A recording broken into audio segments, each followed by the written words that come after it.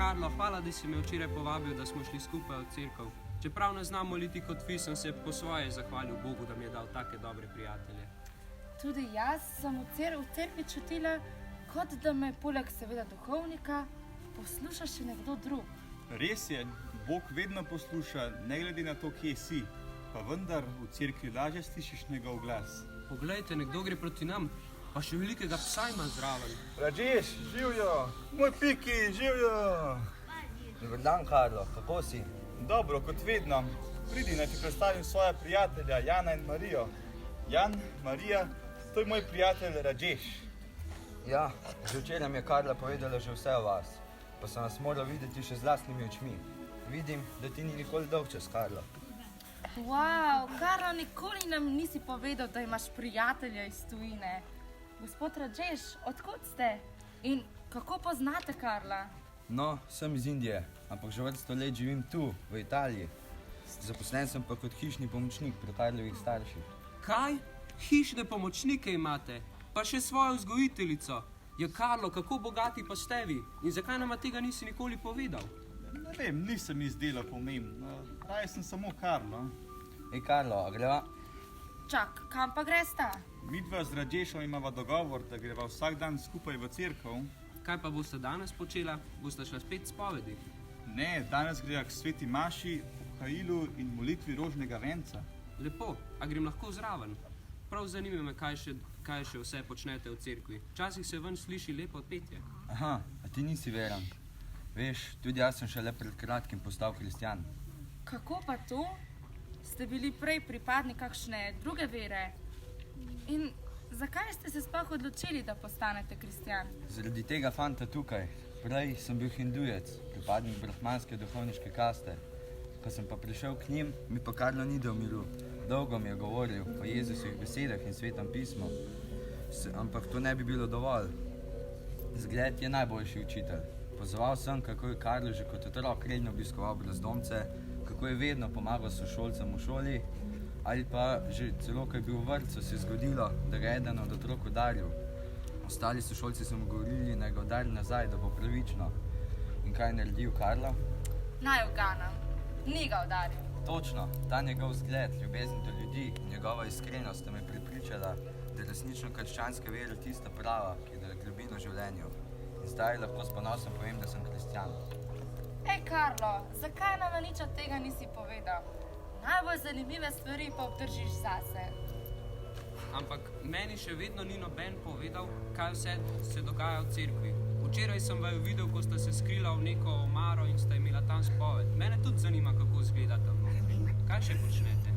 No, z Rađešom vsak dan zmoliva rožni venec in greja k sveti maši, kjer prejmeva sveto obhajilo. Čisto vsak dan. Pa kako se vama da in kje sploh najdete čas? Vsak dan si pač vzameva čas, brez nič ni nič. Kaj pa je to rožni venec in obhajilo? Jaz vem samo, kaj je sveti krst in spoved. Kako naj ti to razložim? Molitev pomeni, da se ti pogovarjaš z Bogom. Molitev rožnega venca pa je zgrajena iz 5 Oče našov in 50 zdravih Marij. Ampak ne gre samo za ponavljanje, ampak gre za premišljevanje Jezusovega življenja. Meni pomaga, da se ustavim, da z Jezusovim pogledom gledam na stvari, ki so se mi zgodile v dnevu in mu jih izročim. Res je tako. Meni rožni venec veliko pomeni tudi zaradi globoke notranje pomiritve, ki jo večkrat doživim. Sveto obhajilo je pa del maše. Jaz menim, da je obhajilo največji čudež. Tako je, čudež, ki se zgodi vsak dan pri sveti maši. To je trenutek, ko se hostija... Tu je tist bel, majhen okrog košček kruha, ki ga prvič prejmeš pri prvem svetem obhajilu.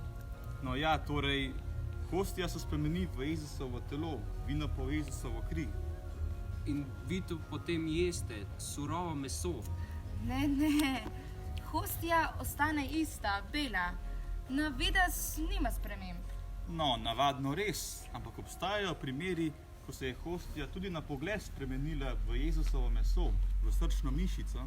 A to čisto zares? Ne, to se hecaš. To je čisto res. Saj sem vam govoril o svojem izletu v Francijo z mami in babico.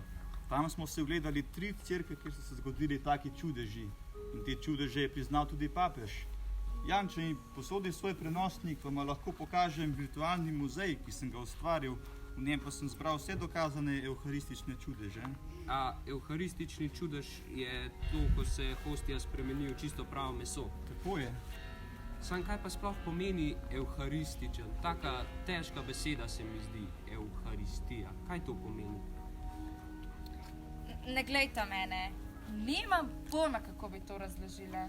Pa saj ni tako zapleteno. Evharistija je morda videti kot neka težka beseda, v bistvu pa prihaja iz grščine in pomeni zahvala. Zakaj pa potrebujete to obhajilo oziroma evharistijo?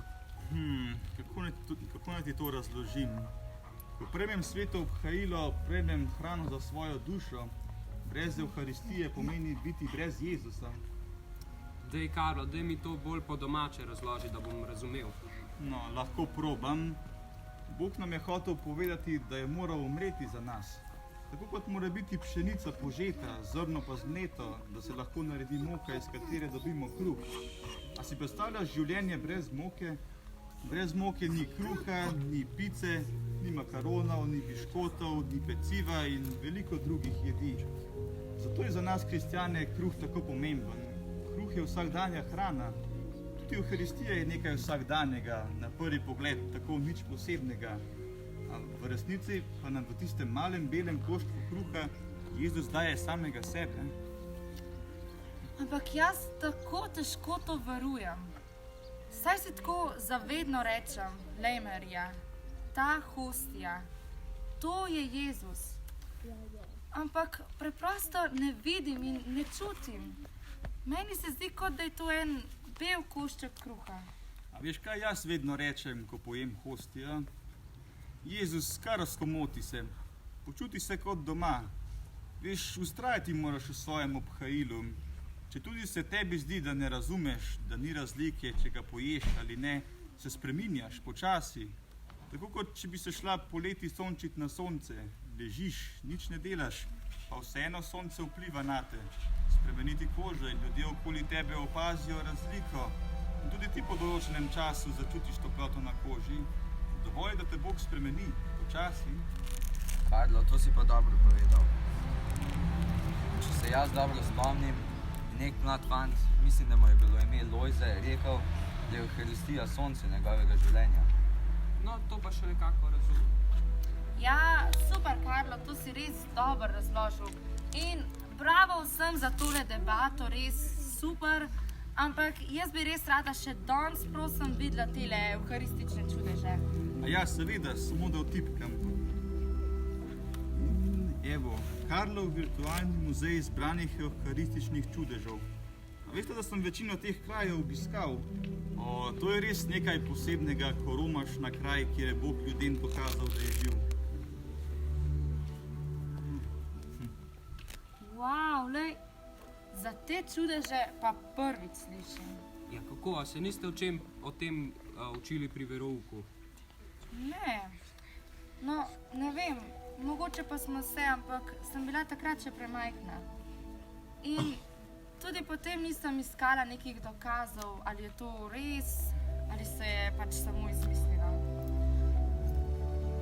Bog nam daje čudeže, da bi mi, ki tako hitro izgubimo vero, imeli nek dokaz, da obstaja in nas ima rad. Joj, vi sploh ne veste, kako sem vam fovš. Mislim, halo, vsak dan lahko Boga prejmete v evharistiji, z molitvijo rožnega venca se lahko popolnoma umirite in rešujete skrbi in težave, ki jih imate, potem pa so vam še vsi grehi in napake, ki jih delate, odpuščeni pri spovedi. Pa kdo ne bi hotel biti kristjan? Ja, ponavadi stvari, ki so ti prinešene na pladnju, ne znaš ceniti, ker se zanje nisi potrudil. Zato mislim, da če se boš seveda odločil in postal kristjan, boš bolj vesten kristjan kot polovico tistih, ki so to postali kot dojenčki. Tako kot Rađeš. Karlo, zdaj pa že govoriš neumnosti. Skrajni čas je, da greva, da ne bo zamudila v sveti maši. Pridi, da še vidi, da bomo šli skupaj. No, pa pojdimo. Karlo, si dobro? Seveda, tako kot vedno. Verjetno sem prehitro vstal, premalo pil in bil predolgo na tem vročem soncu. No, pa pojdimo. Danes bomo molili za zdravje tvoje sestre, Marija. Molili bomo za zdravje vseh nas.